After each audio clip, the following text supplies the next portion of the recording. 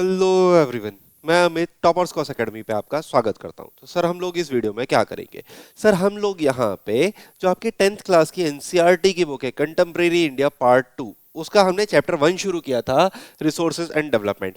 उसी चैप्टर को हम लोग कंटिन्यू करेंगे। ठीक है, अब तक हमने क्या देखा था? सर हमने इंट्रोडक्शन देखा था, मतलब हमने देखा था कि रिसोर्सेज क्या होते हैं, डेवलपमेंट आपका क्या होता है। हमने देखा था कि रिसोर्सेज का क्लासिफिकेशन कैसे होता है। हमने देखा था कि आपके रिसोर्सेज में जब हम उसका यूटिलाइजेशन प्रॉपर नहीं करते तो क्या क्या प्रॉब्लम्स आते हैं। उन प्रॉब्लम को सॉल्व करने के लिए आपका कैसे हम रिसोर्स प्लानिंग करेंगे जिससे वो सारी प्रॉब्लम्स जो होंगी वो सॉल्व होंगी। तो इस टाइप की हम ये सारी चीजें देख चुके हैं। जिसने बेटा नहीं देखे होंगे ना वीडियो, वो आपके चैनल पे जाके प्लेलिस्ट सर्च करना और उस प्लेलिस्ट में आपको मिल जाएंगे ये सारे वीडियोस। ठीक है, तो वो आप वीडियो जरूर देख लेना ताकि आपको चैप्टर पूरा एक कंटिन्यूएशन में समझ में आए। बीच में से आप देखोगे ना चीजें आपको बहुत ढंग से समझ में नहीं आएंगी।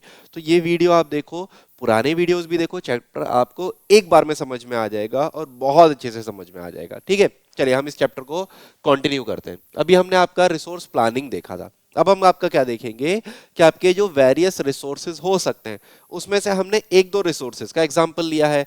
जैसे पहला एग्जांपल हमने क्या लिया है, land as a resource. Land resource का हमने एग्जांपल लिया है कि आपका लैंड जो है वो कैसे एक रिसोर्स बन सकता है। ठीक है, समझ में आया? अब बेटा चीजें समझना, लैंड जो होता है ना वो आपका फाइनाइट होता है। फाइनाइट मतलब आपका लिमिटेड होता है। जैसे इंडिया की अगर मैं बात करूं तो इंडिया का जो जोग्राफिकल एरिया है वो 32,87,263 किलोमीटर स्क्वायर है। तो इंडिया का जो एरिया है वो इतना ही है, जोग्राफिकल एरिया इतना ही है। अब इसी जोग्राफिकल एरिया में हमें क्या करना है, एग्रीकल्चर भी करना है। इसी जोग्राफिकल एरिया में हमें फॉरेस्ट भी लगाने हैं। इसी जोग्राफिकल एरिया में हमें माइनिंग भी करनी है। हमें आपका फैक्ट्रीज भी लगाने हैं। हमें लोगों के रहने के लिए, रेजिडेंस के लिए आपका एरिया भी, घर भी बनाने। तो मतलब समझ रहे हो ना, जोग्राफिकल एरिया तो उतना ही है, आपकी पॉपुलेशन बढ़ रही है, आपका रिक्वायरमेंट बढ़ रहा है, उसके हिसाब से आपको सारी चीजें भी करनी है, लेकिन आपका एरिया तो उतना ही है ना। तो land is an asset of a finite magnitude, कि लैंड का जो मैग्नीट्यूड है, जो नंबर है, जो अमाउंट है, वो आपका फिक्स है, फाइनाइट है, लिमिटेड है। इसी वजह से हमें लैंड को प्रॉपरली प्लानिंग के साथ यूज करना चाहिए। It is important to use the available land for various purposes with careful planning. अगर आप केयरफुल प्लानिंग के साथ उसे यूज करोगे तो आपका लैंड बेनिफिशियल रहेगा। अगर आप उसे प्लानिंग के साथ यूज नहीं करोगे तो बेटा क्या होगा? तो बेटा कुछ भी नहीं होगा, आप चीजों को यूज नहीं कर पाओगे, आपको चीजें आपके रिक्वायरमेंट के हिसाब से पूरी नहीं होंगी। ठीक है, तो हम लोग यहाँ पे लैंड कैसे यूज होता है और कैसे हम उसे केयरफुली यूज कर सकते हैं, वही सारी चीजें हम आपकी देखेंगे। ठीक है, अगर मैं इंडिया की बात करूं तो बेटा इंडिया में 43% जो लैंड है वो आपका प्लेन एरिया है ना, प्लेन से। तो प्लेन से तो वहां पे आप रेजिडेंशियल एरिया बना सकते हो, वहां आप फैक्ट्रीज लगा सकते हो, वहां आप स्कूल बना सकते हो, कॉलेजेस बना सकते हो, एजुकेशन के लिए वहां आप हॉस्पिटल्स बना सकते हो, रिसर्च सेंटर बना सकते हो। तो समझ रहे हो ना, प्लेन एरिया आपका इसलिए यूज हो सकता है। बाकी 27% जो है वो आपका कैसा है, प्लेट्यू एरिया है। प्लेट्यू एरिया है मतलब वहां से मिनरल्स निकलेंगे। तो मिनरल्स आप पे लिमिटेड हो गए ना, कि आपके 27% जो एरिया है वहीं से मिनरल्स आपके निकलेंगे। तो मिनरल्स वाला एरिया है ये। आपका 30% जो है वो आपका माउंटेन्स है। अब माउंटेन्स में तो आप एग्रीकल्चर बहुत ज्यादा नहीं कर सकते। माउंटेन्स में तो आप फैक्ट्रीज लगाओगे तो आपको थोड़ा सा प्रॉब्लम फेस करनी पड़ेगी। तो आप चीजें समझ रहे हो ना, कि आपका माउंटेन्स का कुछ अलग यूज होगा, प्लेट्यूज का अलग यूज होगा, प्लेन्स का अलग यूज होगा। तो ये आपको एक इंडिया की कंडीशन दे रखी है कि इंडिया में जो एरिया है वो आपका कितना प्लेन, कितना माउंटेन और कितना आपका प्लेट्यू वाला एरिया है। ठीक है, ये चीज समझ में आई। चलो अब हम देखते हैं कि लैंड को यूटिलाइज किस किस तरीके से कर सकते हैं, कहाँ कहाँ हम लैंड का प्रॉपर यूटिलाइजेशन कर सकते हैं। पहली चीज, सबसे इंपॉर्टेंट चीज क्या है आपका, फॉरेस्ट है ना। सबसे इंपॉर्टेंट, सबसे पहली चीज फॉरेस्ट, क्योंकि फॉरेस्ट में पेड़ होंगे तो ऑक्सीजन निकलेगी, और ऑक्सीजन आएगी तो वो हमारी रिक्वायरमेंट है, हमारी लाइफ के लिए सबसे इंपॉर्टेंट क्या है आपका, ऑक्सीजन। ठीक है, तो समझ में आया। अब देखो यहाँ पे एक चीज समझना, इंडिया में करंट में जो आपका एग्री वो फॉरेस्ट है, फॉरेस्ट कवर जो है वो आपका 24% है ना। इंडिया में जो फॉरेस्ट कवर अभी है वो आपका ऑलमोस्ट 24% है। राउंड ऑफ फिगर बोल रहा हूँ आपका, बाकी पॉइंट्स में 7 या 6 5 ऐसा समथिंग कुछ है, तो उसे हम अभी आपका ध्यान नहीं देंगे।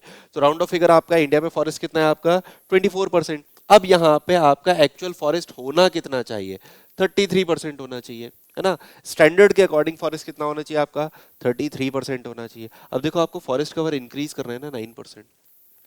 चीज़ें समझो, फॉरेस्ट कवर आपको 9% इंक्रीज करना है ना। अब एरिया तो इंडिया का उतना ही है, 32,87,000। अब उसी में आपको फॉरेस्ट कवर इंक्रीज करना है। उसी एरिया में आपकी पॉपुलेशन बढ़ रही है, तो लोगों के लिए रेजिडेंशियल एरिया बनाना है। उसी एरिया में आपको फूड रिक्वायरमेंट है, तो आपको कल्टीवेशन वाला जो एरिया है उसे भी आपको मैनेज करना है कि कल्टीवेशन ज़्यादा हो। उसी एरियाज़ में आपका एम्प्लॉयमेंट की अपॉर्चुनिटी क्रिएट करनी है, तो फैक्ट्रीज भी लगाने हैं, बिजनेसेस भी लगाने हैं, आपका ऑफिसेज भी ओपन करने हैं। उसी एरियाज़ में आपकी हेल्थ की रिक्वायरमेंट बढ़ रही है, तो आपको हॉस्पिटल्स भी खोलने हैं।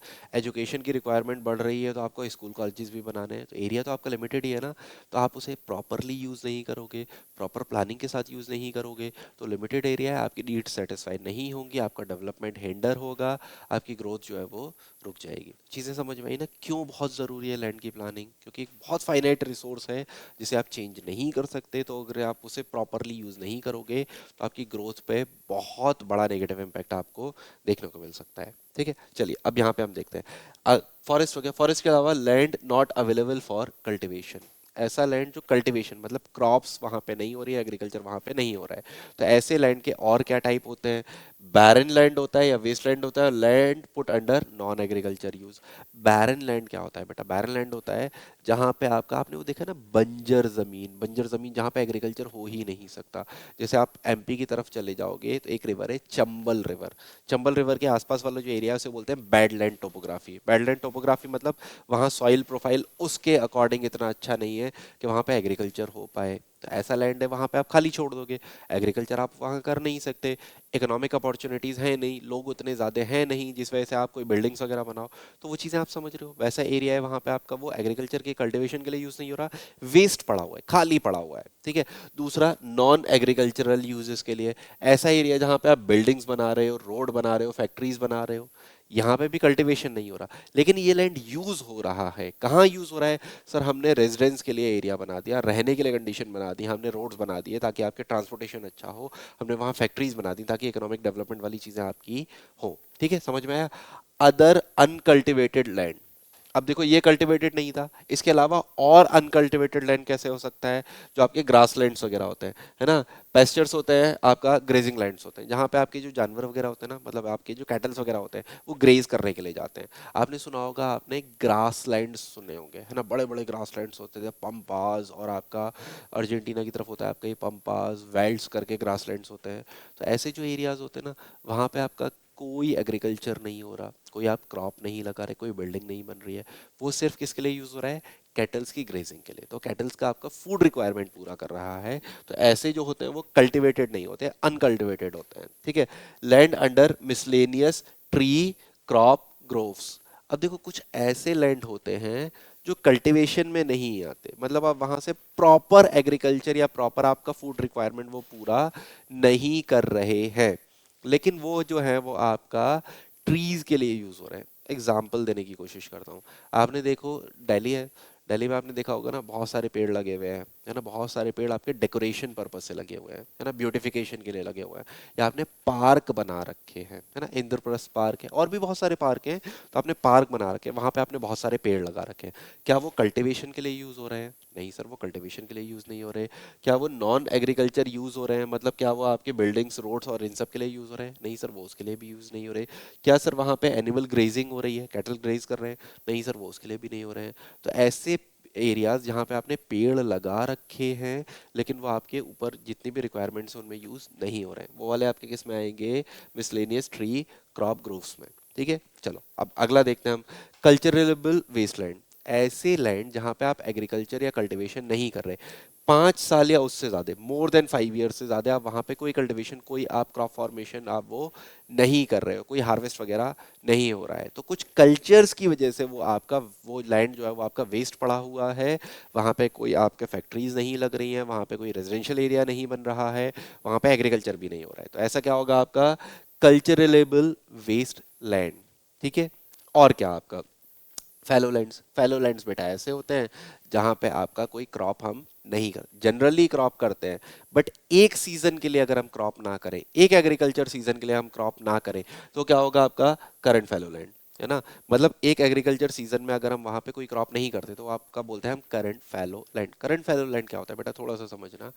आपका जो लैंड होता है ना, उसमें बहुत सारे मिनरल्स होते हैं, आप जहाँ पे एग्रीकल्चर करोगे तो बहुत सारे मिनरल्स होंगे, वो मिनरल्स पेड़ों को मिलेंगे, आपके क्रॉप्स को मिलेंगे, क्रॉप्स उन्हें यूटिलाइज करेंगे, क्रॉप का ग्रोथ होगा, तो वो मिनरल्स क्या होंगे, वहाँ पे ख़त्म हो जाएंगे। तो अगर किसी लैंड पे मिनरल्स ख़त्म हो जाएंगे तो वहाँ पे एग्रीकल्चर या फर्टिलिटी है उस लैंड की क्या होगी, वो रिड्यूस हो जाएगी। तो फर्टिलिटी को रीप्लेनिश करने के लिए, उस फर्टिलिटी को रीगेन करने के लिए हम दो चीज़ें करते हैं।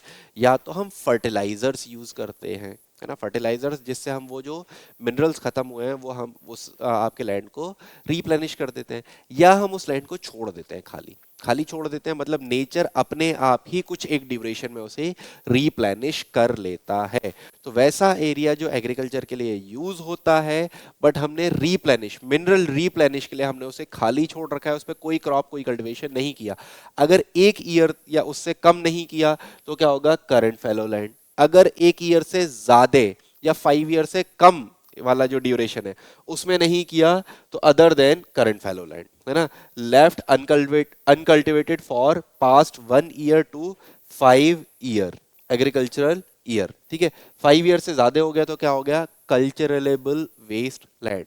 उससे कम है तो आपका none other than current fallow land. 1 साल से कम अगर हमने कल्टीवेशन नहीं किया तो क्या हो गया, वो हो गया आपका करंट फैलो लैंड। समझ में आया किस किस चीज के लिए आपका लैंड यूज होता है। उसके अलावा एग्रीकल्चर के लिए यूज होगा। तो अगर कोई लैंड जहां पे आप एग्रीकल्चर में क्रॉप्स कर सकते हो, क्रॉप आप कर सकते हो, कल्टीवेशन कर सकते हो, हार्वेस्ट कर सकते हो, तो उसे हम क्या बोलते हैं, net sown area. Net sown area क्या होगा, वो एरिया जहाँ पे आप कल्टीवेशन कर रहे हो, जहाँ पे आप क्रॉप कर रहे हो, प्रॉपर आपने क्रॉप का प्लांटेशन किया, प्लांटेशन करने के बाद आपने क्रॉप को हार्वेस्ट किया, यूज किया, तो क्या होगा, नेट सोन एरिया। ठीक है, वहीं पे दूसरे टर्म क्या होता है कि जब हम एक एरिया पे, नेट सोन एरिया पे, जब हम आपका एक से ज्यादा टाइम हम कल्टीवेशन करते हैं, है ना, area sown more than once in an agriculture year plus the net sown area is known as the gross crop area. Gross crop area क्या होता है, अब किसी भी नेट सोन एरिया पे हम ज्यादा बार कल्टीवेशन करते हैं, ज्यादा बार मतलब हमने 1 साल में एक से ज्यादा बार वहां पे क्रॉप्स को कल्टीवेट किया है, हार्वेस्ट किया है, तो वो जो एरिया है वो ऐड करके, और आपका नेट सोन एरिया जो ऐड करके जो आ जाता है वो क्या आ जाता है, आपका gross crop area. Gross cropped area. चीजें समझ में आई। चलो, ये तो हो गया आपका लैंड का कैसे कैसे हम यूज करते हैं। जनरली हम लैंड को ऐसे यूज, और भी यूज हो सकते हैं, बट जनरली जो आपका यूज होता है वो ऐसे होता है। ठीक है, अब हम इंडिया की कंडीशन देखते हैं। Land used pattern in India. India में किस किस तरीके से लैंड को यूज किया जाता है, बट उससे पहले हम एक चीज समझेंगे। लैंड यूज जो किया जाता है ना, वो वेरियस फैक्टर्स पे डिपेंड करता है। कुछ नेचुरल फैक्टर होते हैं, जैसे टोपोग्राफी, है ना, जैसे आपका टोपोग्राफी के वहाँ की जो आपकी सॉइल की कंडीशन है, वहाँ की जो ऊपर की लेयर ऑफ सॉइल है वो आपका कैसी है।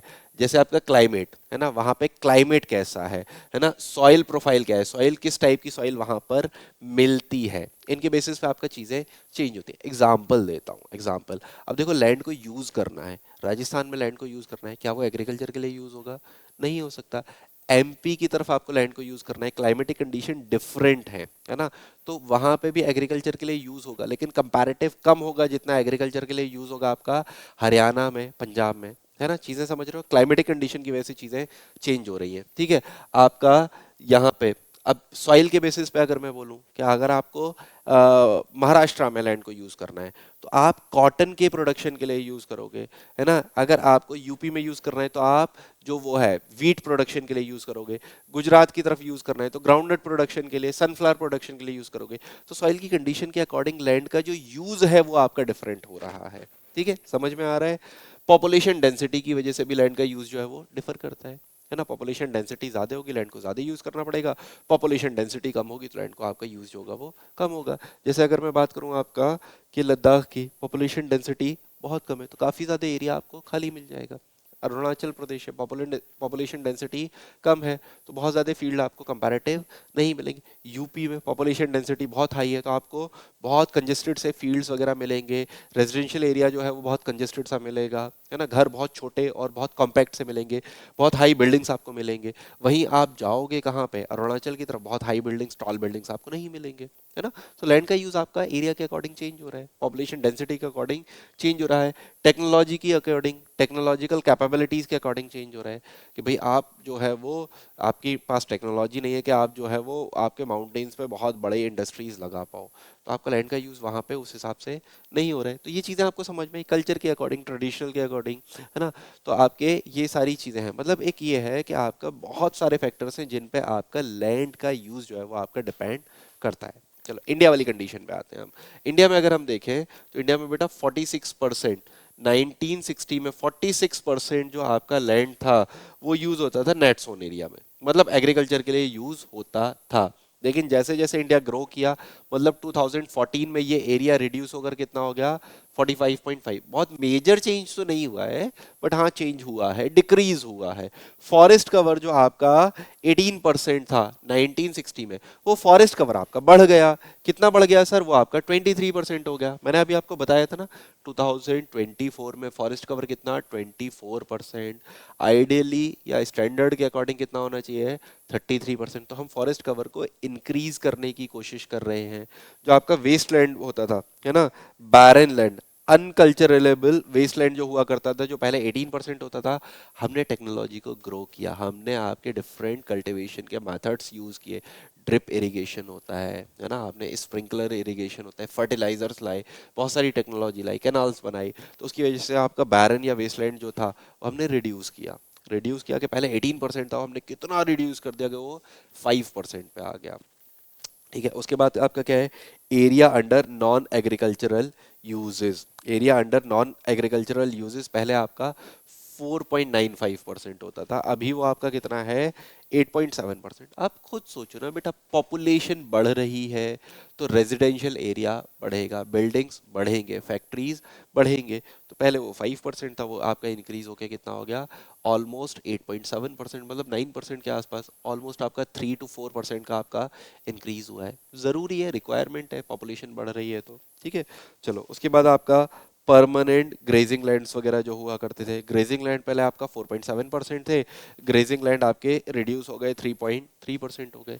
एनिमल्स अब आपका ग्रेज करने जाते ही नहीं है, आपके कैटल्स जो होते हैं उनके फार्म्स वगैरह अलग होते हैं, कैटल्स को आपका फीड दिया जाता है, तो आपके वो कल्टिवेबल एरिया जो होता है उसमें ही आपका यूज करते हो, तो मतलब वो जो आपका ग्रेजिंग एरिया वो धीमे धीमे रिड्यूस होता जा रहा है। ठीक है, ग्रेजिंग एरिया के अलावा area under miscellaneous tree crop groves, तो ये आपका पहले 1.5% था, ये आपका डिक्रीज होके कितना हो गया, 1% हो गया। ठीक है, कल्चरेबल वेस्टलैंड्स जो थे, वेस्टलैंड पहले आपका 6.23% हुआ करते थे, अभी ये भी आपका डिक्रीज होके कितने हो गए, 4%। मतलब जितना भी आपका लैंड पहले प्रॉपरली यूज नहीं होता था, या पहले जो आपका वेस्ट था, धीमे धीमे करके वो आपका बेटा डिक्रीज हुआ है, ये आपको दिख रहा है ना।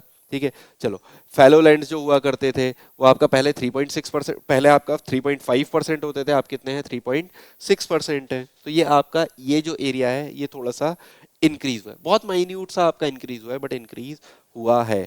और करंट फैलो लैंड जो हुआ करते थे, जो पहले आपका 3.7% थे, वो अब आपका वो भी इंक्रीज हो गए, आपका 4.9% हो गए हैं। ठीक है, तो ये आपने मेजरली चेंजेस देखे कि कैसे आपके इंडिया में लैंड यूज में चेंजेस आए हैं। तो ये आप थोड़ा सा एक आइडिया रखेंगे, बस इतना याद रखना है कि कौन सा आपका इंक्रीज हुआ है, कौन सा डिक्रीज हुआ है।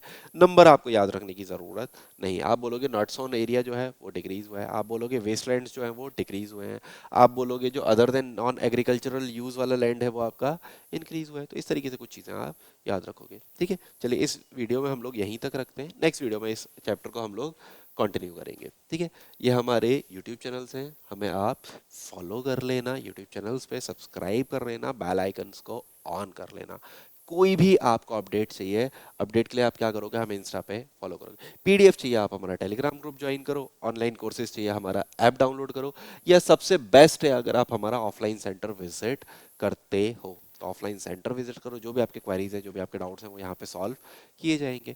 या अगर आप नहीं आ सकते, आपको एड्रेस नहीं मिल रहा है, या आपको कोई चीज़ है, तो आप ये कॉन्टैक्ट नंबर दे रखा है, इस कॉन्टैक्ट नंबर पे आप कॉल करके चीज़ें पूछ सकते हो, है ना। चलिए तो मिलते हैं आपसे नेक्स्ट वीडियो में।